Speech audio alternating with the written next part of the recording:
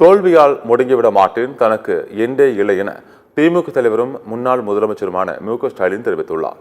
இது தொடர்பாக அவர் வெளியிட்டுள்ள வீடியோவில், தேர்தல் முடிவுக்கு முன் என்ன நடந்தது, அதற்கு பிறகு என்ன நடந்தது என எல்லாவற்றையும் பார்த்து கொண்டு தான் இருக்கிறேன் என்றும், திமுகவின் தோல்விக்கு யார் மீதும் பழிபோட வேண்டாம், தேர்தல் தோல்விக்கு நானே பொறுப்பேற்றுக் கொள்கிறேன் எனவும் கூறியுள்ளார். தேர்தல் தோல்வியை கண்டு அப்படியே முடங்கிவிட மாட்டேன் என தெரிவித்துள்ள மு.க.ஸ்டாலின், அப்டேட் ஆகி மீண்டு வருவோம், எனக்கு எண்டே இல்லை என கூறினார். கட்சியின் எல்லா அளவிலும் தேவையான மாற்றங்களை செய்ய போகிறோம், திமுக மீண்டும் ஆட்சிக்கு வரும் என நம்பிக்கையுடன் தெரிவித்துள்ளார்.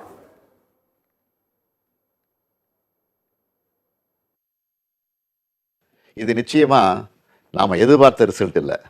இதுக்கு அவர் காரணம் இவர் காரணம்னு யாரும் யார் மேலேயும் பழி போடாதீங்க. தலைவரா இந்த தோல்விக்கு நானே பொறுப்பேற்றுக்கிறேன்.